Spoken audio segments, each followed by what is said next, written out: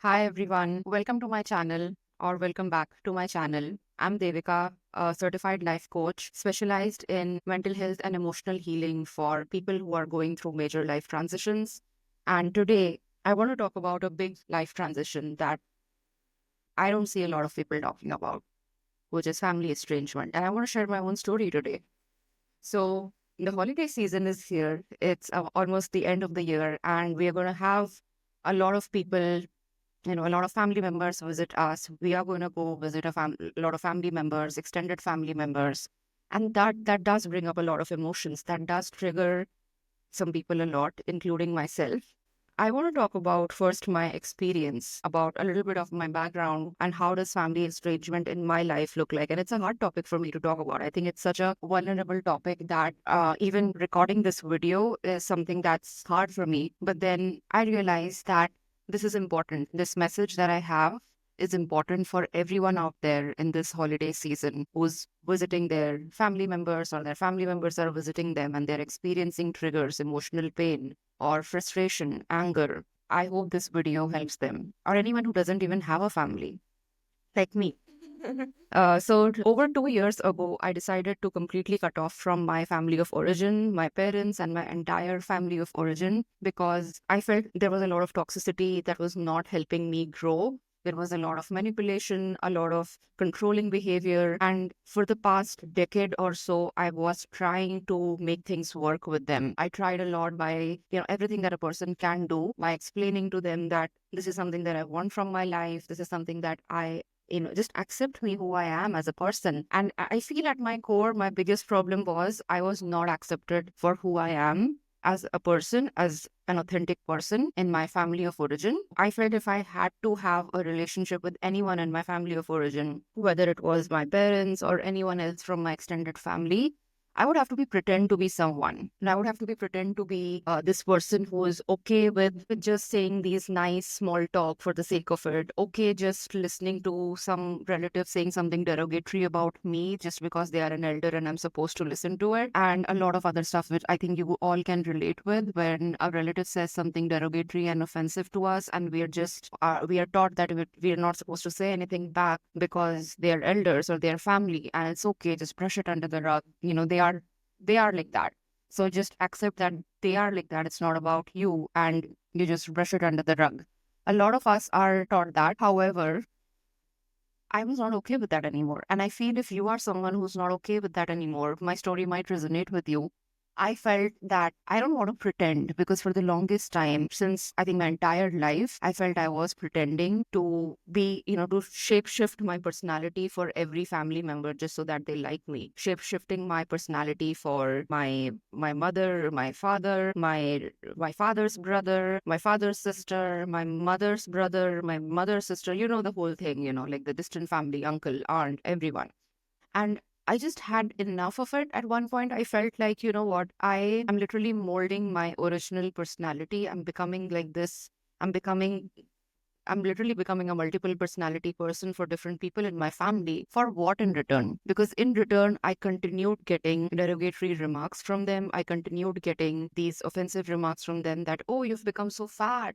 Oh, you're not doing a job anymore. So you're starting your little business. Do you think your little business is going to work? You're still single. Oh, no, I'm so sorry that you broke up. It's so sad. We never saw it coming. And you really know, there is no genuine concern behind those remarks, even when they say, oh, I'm so sad for you that you had this breakup, or I'm so sad for you that you're going through so much. In your heart that they don't mean it. They're just saying it for the sake of saying it. And it's kind of fake.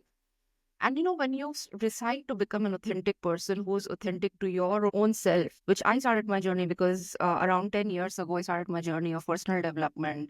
I hired life coaches for myself. And, when you are on that path, it becomes very difficult to be someone else that you're not. It becomes very difficult to pretend to be someone else that you're not. And that was my story. I just felt like I can't be someone else who just is okay with my family members just saying things for the sake of saying and not meaning it, or just pretending to care for me. But when I actually need them, they're not there for me. And that happened multiple times that when I actually needed my family members, including my parents, when I'm going through something tough, not even financially, but emotionally or life circumstance or any difficulty that I'm going through in my life, I'm alone. And I don't have these people who are my blood related family or my family of origin. I've not been married, so I don't have a married family, but that applies over there as well. And I just one day, I woke up from sleep and I realized like, I've had enough of this. I don't want to continue this. I have had enough. That is the day when I decided to separate myself from my family of origin, especially my parents. So, unfortunately, this is why financial independence is very important, because around that time, my business was doing really well. It was over 2 years ago, more than 2 years ago. My business was doing really well. I had the financial independence to just stand up for myself and say that, I'm getting a separate house, a separate apartment for myself.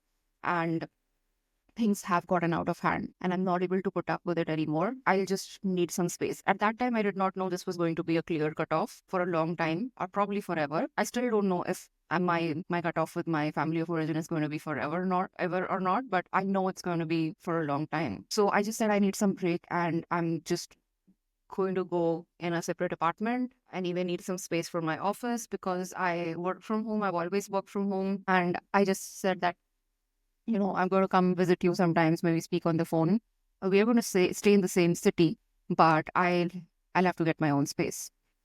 And yes, that did bring up a lot of arguments. That did bring up a lot of objection from my parents. But ultimately, I was very stubborn on what I wanted, and I did that. And the moment I moved out, it's happened when you get that space, when you get that get that distance comes in, you start to see things more neutrally. You start to see things more for what they really are. I started to see that if I was thinking they are this level of toxic, now I'm realizing they're this level of toxic, like way bigger than what I was not able to see because I was living with them. They were so close to me, so I was not able to see the full picture. But now that they're here, I'm able to see the full picture. And oh my God, this is way more like I have been manipulated, I have been controlled, and I have been even abused so much in my entire life, especially my childhood, that I didn't even realize. And now that I'm seeing the picture from here and not from here, it was very heartbreaking for me. And I know a lot of you are going through that.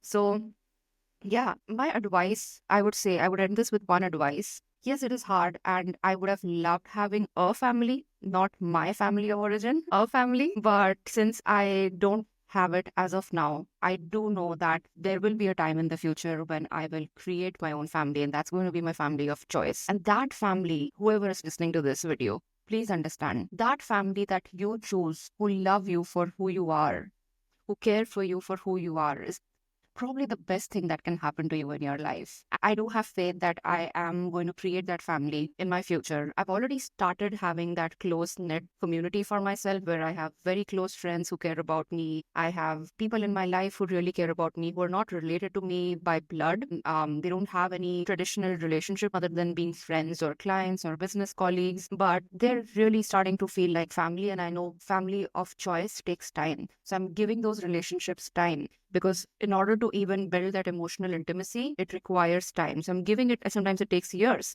So I'm giving those relationships time, and I'm seeing how all of these friendships, all of these new relationships that I'm building, and none of them are romantic as of today. As of today that you're seeing this video, when this video is posted, I don't have a romantic relationship in my life, but I'm very happy with the kind of other relationships that I'm building who are closely knit. And I'm just giving them time to nurture, like how you give time to a plant to nurture. And I know that I'm going to have my family of choice in future. And of course, I'm open to having a romantic relationship in future as well. Whenever universe decides that for me, I just know that I have to open my heart to that relationship, to that partner, life partner that I want to manifest. When universe feels ready, universe is going to deliver that person to me. And that person, that their family, and the family that I build with this life partner will also be my family of choice. I know for some people, married family is many times not a family of choice, unfortunately. But I would always say that apart from that, you can create a family of your choice who really nurture you, care for you, and love you, most importantly, for who you are. This holiday season, I recommend that you focus more on that family of choice. And if you don't have that family of choice yet,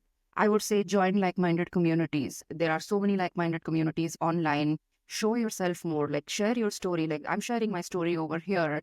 on YouTube. Share your story anywhere on social media. If you feel like you don't want to share your story publicly, I understand. I didn't always start sharing my story publicly like this. Way back, like 5 years ago, I started sharing my story in small communities, in small groups where I knew that my story was safe, confidential, and supported. I started sharing my stories over there. You can start like that. And this holiday season, you don't have to bear derogatory remarks or double standards from any family of origin, married family, or blood related family that you don't resonate with. Rather, you can set an intention to call in your family of choice, and that is absolutely possible for you. Share this video if you resonate with this. It will help this video reach more people who need to hear this message. And like this video if you feel that you like the message of this video and want me to create more such videos in this topic. Please comment down below with any questions, any story that you want to share. I would love to read from all of you people. Thank you so much.